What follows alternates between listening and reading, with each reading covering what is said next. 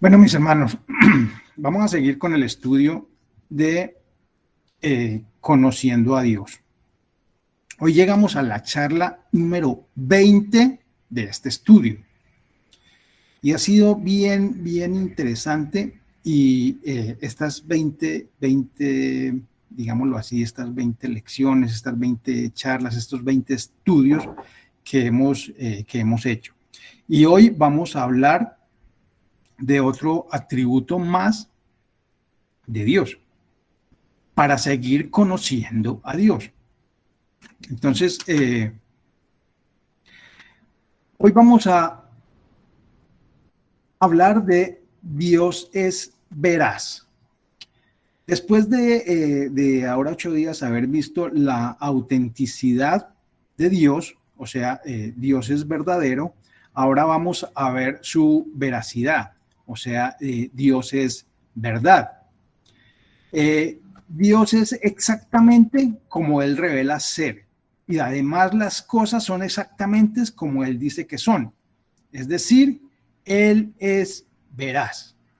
Dios solo actúa y habla dentro del ámbito de la verdad. Su carácter es santo y justo y por eso Él no puede mentir ni distorsionar la verdad. Lo que en nosotros debe darnos paz y confianza tanto en Él como en su palabra. Lo que en nosotros debe darnos esa tranquilidad como nos debe de dar todos los otros atributos que nosotros hemos estudiado. Entonces, que todo lo que nosotros hemos estudiado y adicionalmente lo que estamos estudiando hoy, lo que vamos a estudiar hoy, que eso sea para que nuestra confianza en Dios crezca. Ese conocimiento, un granito más de arena en nuestro conocimiento de a ese Dios del cual nosotros adoramos, del cual nosotros somos hijos, del cual nosotros pertenecemos. Dios es verdad, dice Isaías 65, versículo 16, en la parte, en su primera parte, en la parte A de este versículo. El que se bendijere en la tierra, en el Dios de verdad se bendecirá. Vamos, porque de entrada miremos lo que estamos leyendo y pongámosle cuidado a lo que las escrituras, lo que la Biblia nos está diciendo. Entonces, el que se bendijera en la tierra. Si tú quieres bendición aquí en la tierra, en el Dios de verdad se bendecirá. O sea, ¿cuál será la bendición aquí en la tierra? ¿Cuál es la bendición que tú debes de buscar aquí en la tierra? ¿Carro, casa y beca? No. En el Dios de verdad se bendecirá. Entonces vámonos ubicando y vámonos centrando en lo que vamos a estudiar hoy, que va a ser bien profundo. O sea, lo que nosotros vamos a degustarnos hoy va a ser un banquete, va a ser una bandeja, ¿cómo lo dijéramos? Va a ser una bandeja paisa de esas bien carnudas y bien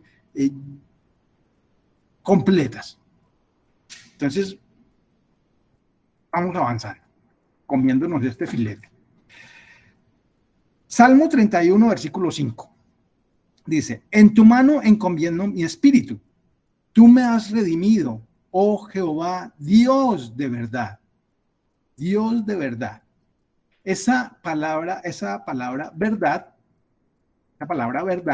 que en Isaías y en el Salmo 31 son la palabra respectivamente amén y emet, vienen de la raíz, ambas vienen de la raíz que traduce ser genuino, certero.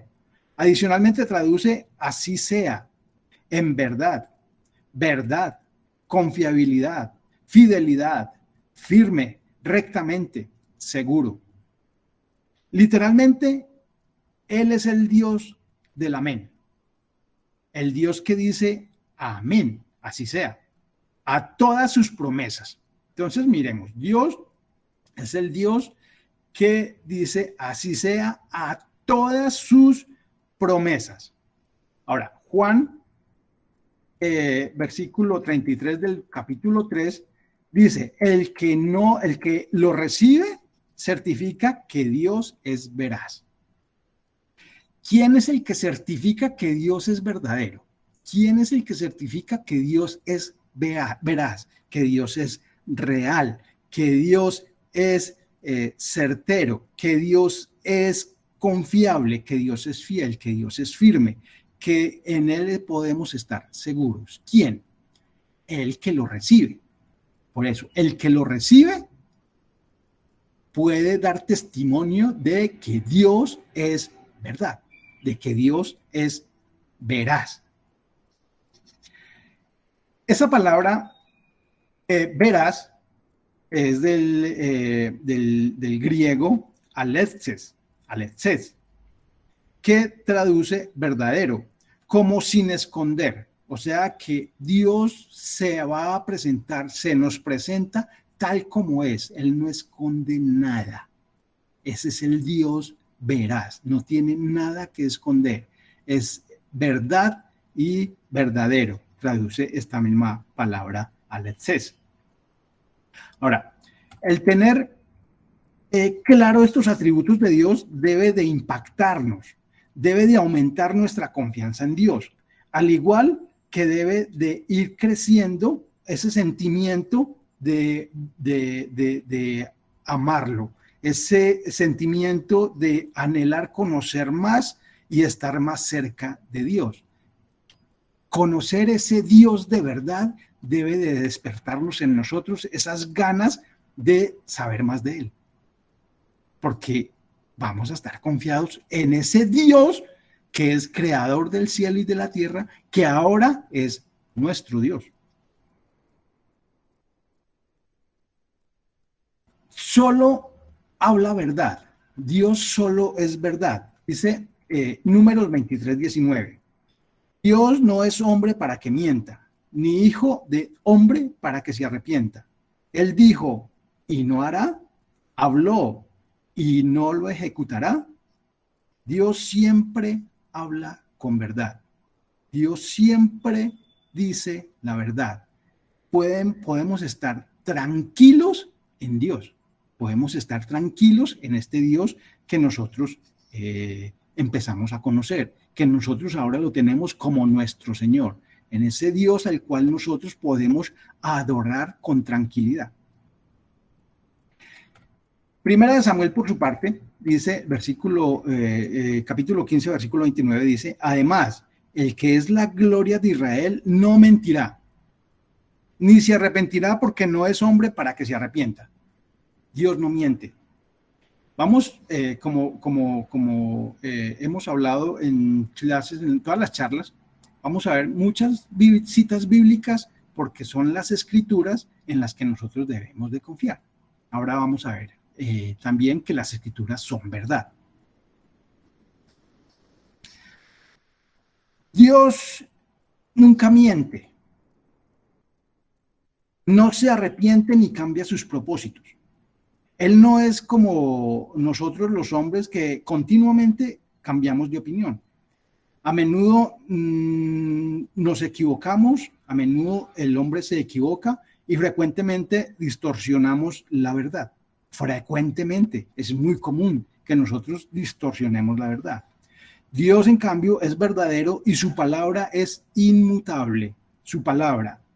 Ahora, este conocimiento debe de tener un impacto en nuestras vidas. Esto que estamos estudiando, y todos los atributos que estamos estudiando, pero de la veracidad de Dios es verdad, debe de tener un impacto en nosotros. Debe de producir un impacto en cada uno de nosotros, en nuestras vidas. Eso debe de marcarnos, porque estamos tratando con la verdad. Recuerde que el mundo hoy está enseñando que no hay verdad absoluta, pero cuando venimos a las escrituras vemos que hay un Dios que dice que Él es una verdad absoluta, no es una verdad relativa, es una verdad absoluta. Entonces, con mayor razón vamos a poder confiar. Ahorita vamos a mirar la veracidad de Dios tiene muy grandes implicaciones Pero una de las más importantes es que podemos confiar en Él y en cada una de sus promesas. O sea, Jesús, Dios, cumple todas sus promesas. Jesús cumple todo lo que promete. Tito, en el Nuevo Testamento, versículo 2 del capítulo 1 dice, nuestra esperanza es la vida eterna, la cual Dios, que no miente, ya había prometido antes de la creación. Una promesa de Dios, que no miente, una promesa. Y estamos diciendo que Él siempre va a cumplir sus promesas. Ahora, ¿cuál es la promesa? ¿Cuál será la promesa? Nuestra esperanza es la vida eterna, la cual Dios que no miente ya había prometido. ¿Cuál es la promesa que nosotros tenemos? La promesa es la vida eterna. ¿Y qué es la vida eterna? Podríamos preguntarnos, ¿cierto? Pero eso ya lo hemos estudiado. ¿Qué es la vida eterna? Dice Juan 17:3, conocerlo a Él y a su Hijo. Por eso Dios lo envió. ¿A quién? A su Hijo. ¿Para qué? Para que nosotros tuviéramos vida eterna. ¿Cómo? Al conocerlo a Él y al Padre. Por medio del Hijo conocemos el Padre. Dios no puede mentir porque Él no puede hacer nada que contradiga su naturaleza santa y justa. Entonces miremos la promesa que tenemos. La promesa que Dios nos ha dado. La promesa que Dios ha hecho antes de la fundación del mundo. Antes de la creación. Dios ya lo había prometido. ¿Qué? Esa vida eterna. Nuestra esperanza es la vida eterna. Entonces la promesa es que nosotros podamos tener la vida eterna. Ahora, nuestro Dios es el Dios de verdad. Por lo tanto, no debe de ser sorpresa que sus palabras y obras sean verdaderas. Entonces, no solamente Él es verdadero, sino que sus palabras son verdaderas y sus obras son verdaderas. Dice Daniel, libro de Daniel, capítulo 4, versículo 37. Ahora yo, Nabucodonosor, esta es la historia de Nabucodonosor, alabo, engrandezco y glorifico al Rey del cielo, porque todas sus obras son verdaderas, dice Daniel, y sus caminos justos, y él puede humillar a los que andan con soberbia. Todas sus obras son verdaderas. Podemos estar tranquilos con las obras de Dios. ¿En quién? En cada uno de nosotros. Tranquilos, descansemos en el Señor. Sus obras son verdaderas. Este humillado rey Nabucodonosor reconoció que las obras de Dios eran verdad, incluyendo sus juicios. Sus caminos son justos. Ahora, el Salmo 111, versículo 17, dice el salmista, las obras de sus manos son verdad y juicio. Fieles son todos sus mandamientos. ¿Qué es fiel del Señor? Todos sus mandamientos, toda su palabra, todo lo que el Señor dice. Por eso es verdad lo que nosotros estamos estudiando en la Biblia. Si es que creemos que la Biblia es verdad, si es que creemos en la Biblia, si es que creemos en las Escrituras como el mensaje de Dios para nosotros, si es que creemos en la Biblia que fue inspirada por Dios. Miremos más escrituras, por ejemplo, el Salmo 119, que habla precisamente, todo el Salmo habla de su palabra, de la ley. Dice en el versículo 142, tu justicia es justicia eterna y tu ley, la verdad. ¿Qué es la verdad? La ley de Dios. ¿Por qué? Porque Dios es verdad. Dios es veraz. Dios es real. Entonces, todo lo que viene de Dios va a ser y será verdad. Salmo 119, versículo 151. Cercano estás tú, oh Jehová, y todos tus mandamientos son verdad. Salmo 119, versículo 160. La suma de tu palabra es verdad, y eterno es todo juicio de tu justicia. ¿Qué es verdad? Toda su palabra, toda la suma de su palabra es verdad. Toda la palabra. Cuando miramos el Nuevo Testamento, entonces vemos que en el libro de Juan, en el Evangelio de Juan, el versículo 17, el capítulo 17 dice, santificados en la verdad. Tu palabra es la verdad. El versículo, en el Salmo 119, leíamos que la suma de tu palabra es verdad. Juan dice, santifícalos en la verdad. Esto es cuando Jesús estaba orando al Padre por sus discípulos. Dice, santifícalos en la verdad. Tu palabra es la verdad. Tu palabra. Entonces, la palabra de Dios es la verdad. Y Cristo dijo, yo soy el camino, la verdad y la vida. O sea que es en Cristo, en su palabra, que somos santificados. No por lo que podamos hacer nosotros, no es por obras. Así nosotros nos despeluquemos haciendo obras, no es por esas obras que nosotros vamos a ser santificados. Vamos a ser lavados, vamos a ser santificados, es por la palabra, es por el Hijo de Dios, que es la verdad. Yo soy el camino, la verdad, la única verdad y el que nos da vida. El que tiene al Hijo, tiene la vida. Dice Juan también en su primera carta de Juan. Segunda de Timoteo, capítulo 3, versículos 16 y 17, dice, toda la escritura es inspirada por Dios y útil para enseñar, para reprender, para corregir y para instruir en justicia, a fin de que el siervo de Dios esté enteramente capacitado para toda buena obra. Dios revela la verdad a los hombres y especialmente a su pueblo. Revela su verdad por medio de su palabra. Toda escritura es inspirada por Dios y útil para enseñar. Miremos que las escrituras no solo enseñan la verdad, sino que también nos reprueban cuando nos hemos extraviado de ellas. Nos corrigen de manera que podamos regresar a la verdad. Nos instruyen y proveen el entrenamiento que necesitamos para ser justos.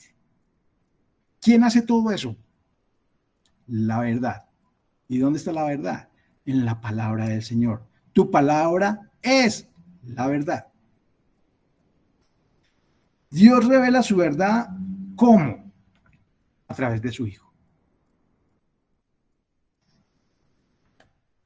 El medio, ¿cómo?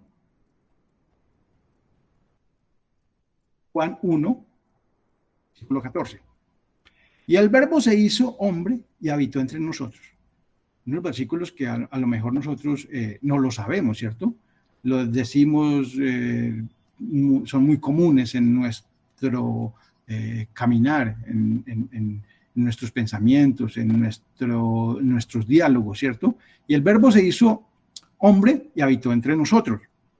Y hemos contemplado su gloria, la gloria que corresponde al Hijo unigénito del Padre, lleno de gracia y de verdad. ¿Quién? ¿De quién está hablando?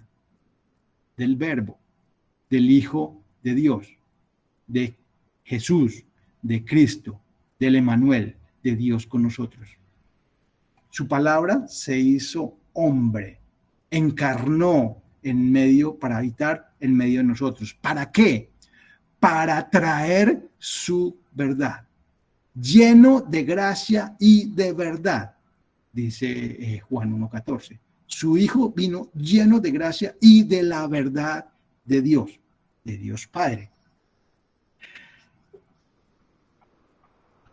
O sea que Dios revela su verdad por medio de su Hijo y además por medio del Espíritu Santo. Juan 14, versículos 16 y 17. Y yo le pediré al Padre, y Él les dará otro consolador para que los acompañe siempre. El Espíritu de verdad, el Espíritu de verdad, a quien el mundo no puede aceptar porque no le ve ni le conoce. Pero ustedes sí lo conocen, porque vive con ustedes y estará en ustedes. ¿A quién les está hablando? A sus discípulos. Dice, yo le pediré al Padre y Él os dará otro consolador para que los acompañe siempre. El Espíritu Santo nos acompaña siempre. ¿Pero a quién? Al que es hijo de Dios. Al que verdaderamente el Señor ha cambiado su naturaleza. Por eso es que es bien importante que nosotros comprendamos qué es lo que el Señor quiere decirnos a través de las Escrituras. Juan 16, versículo 13. Pero cuando venga el Espíritu de verdad, de la verdad, Él los guiará a toda la verdad. Nosotros tenemos ese Espíritu de Dios para que nos guíe a toda la verdad. Son preguntas que nosotros debemos de hacernos permanentemente. Porque, dice, porque no hablará por su propia cuenta, sino que dirá solo lo que oiga y les anunciará las cosas por venir. La verdad es un atributo del Espíritu Santo, estamos mirando, pero cuando venga el Espíritu de la verdad, o sea, así como el Padre es verdad, el Hijo es verdad, el Espíritu Santo, pues lógicamente es verdad. ¿Por qué? Porque es un solo Dios y es una característica de todo lo que proviene de Dios.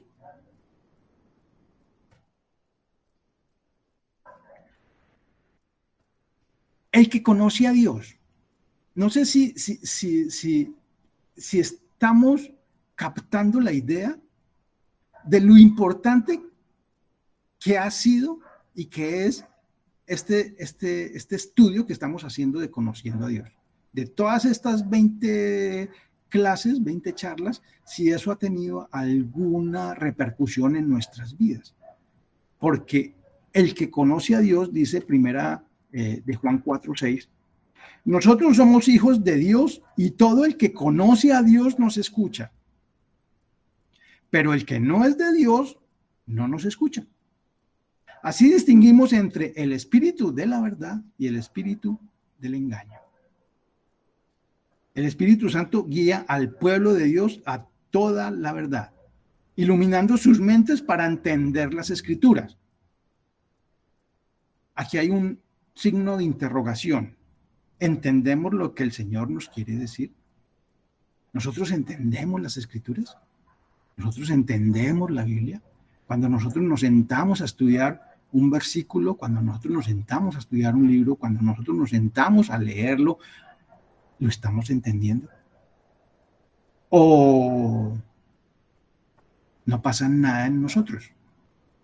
Recuerde que las Escrituras son útiles para redarguir, para exhortarnos, para enseñarnos, para guiarnos. ¿Nosotros lo estamos entendiendo así? ¿O simplemente es un momento más? ¿Es una charla más? ¿Es un servicio más el domingo? ¿Es una reunión más los viernes? ¿Es algo más? ¿O verdaderamente causa algo, su palabra causa algo en nuestro ser?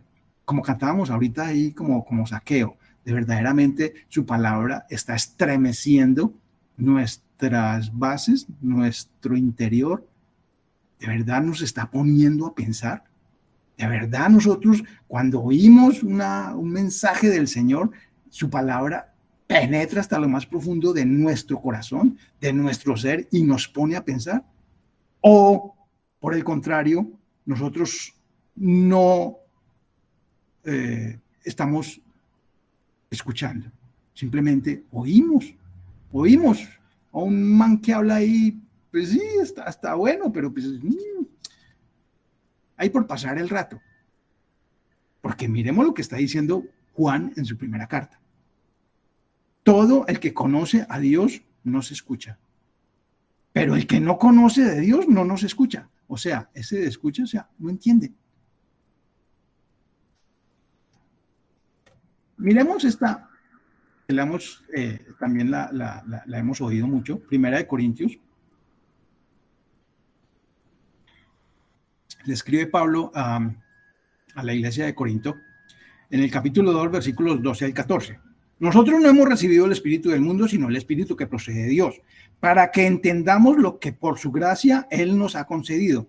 ¿Para qué nosotros recibimos el espíritu de Dios? ¿Para qué? Bueno, uno, para que entendamos lo que por su gracia, por el favor de Dios, por su misericordia, por su piedad, Él nos ha concedido. Esto es precisamente de lo que hablamos, no con las palabras que enseña la sabiduría humana, sino con las que enseña el Espíritu, de modo que expresamos verdades espirituales en términos espirituales. La palabra de Dios hay que entenderla en términos espirituales. Por eso necesitamos el Espíritu de Dios, el Espíritu que procede de Dios, para que entendamos lo que por su gracia Él nos ha concedido. Dice el versículo 14, el que no tiene el Espíritu no acepta lo que procede del Espíritu de Dios. Entonces empezamos, cuando nosotros éramos del mundo, cuando nosotros estábamos allá perdidos, cuando nosotros estábamos allá en la oscuridad, cuando nosotros estábamos en las tinieblas, entonces empezamos a decir, ay, bueno, sí, pero no es para tanto. Sí, yo creo, pero hasta aquí. No, tampoco exagere, tampoco exageremos. No, sí, está bien, pero dejémoslo así, cortico, ya, no exagere. Eso ya es fanatismo, eso ya es religiosidad. No, hasta allá no. Así son las personas que están en el mundo. ¿Por qué? Porque no tienen el Espíritu de Dios, que es quien nos guía ¿en qué? En la verdad, en las enseñanzas de Dios. No, el que no tiene el Espíritu no acepta lo que procede del Espíritu de Dios, pues para él son locura. Dice, este ya se enloqueció, ¿se acuerdan? Nos decían, no, es que este ya está loco, este ya lo perdimos, a este ya le lavaron el cerebro, o sea, se enloqueció. No puede entenderlo porque hay que discernirlo espiritualmente. Punto. No hay más que decir. La palabra del Señor se discierne espiritualmente. Y eso tenemos que tenerlo claro.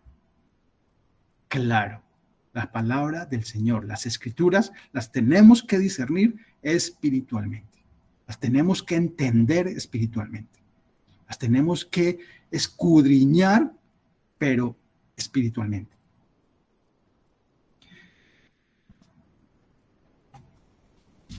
No sé si queda claro. No sé si en nosotros cabe la pregunta, ¿el Espíritu de Dios habita en mí? Porque si no habita en mí, tenemos tiempo, porque estamos oyendo que necesitamos el Espíritu de Dios.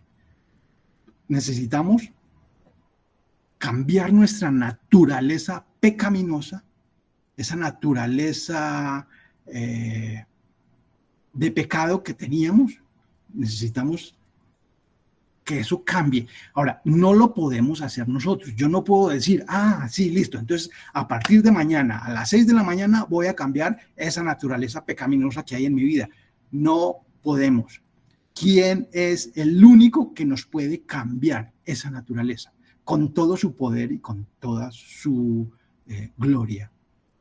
Solamente el Señor, solamente Dios.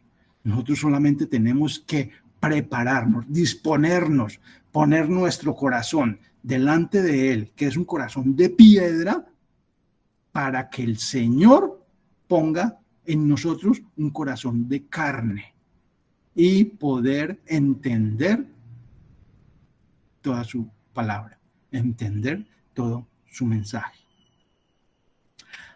Ahora, nuestra respuesta a esa veracidad, ¿cuál debe de ser? ¿Qué debemos hacer entonces con este conocimiento de la verdad de Dios, de que Dios es verdad, de que Dios es veraz? ¿Cuál sería nuestra respuesta? ¿Qué es lo que nosotros tenemos que hacer? No se pierdan la próxima charla, que va a ser la última de este año y va a ser dentro de 8 días. Así que no se pierdan. Ya conocemos que Dios es veraz, ya conocemos que Dios es verdad. ¿Y ahora qué hago con eso? Vemos. Padre, gracias, Señor.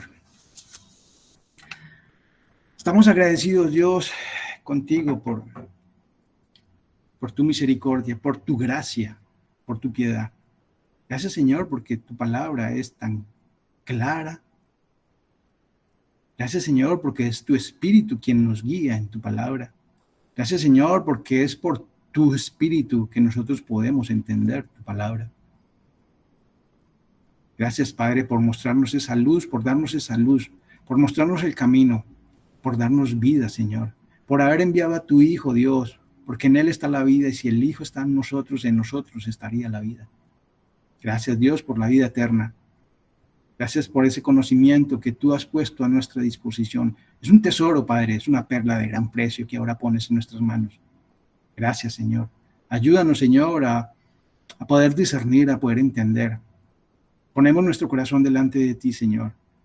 Si en nosotros hay ese corazón duro, Padre, por favor, darnos un corazón de carne para poder entender y poder estar delante de ti y poder buscarte, Señor.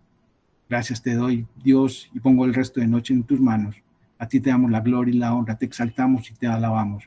En el nombre de Jesús, quien es nuestro Señor y nuestro Salvador eterno. Amén.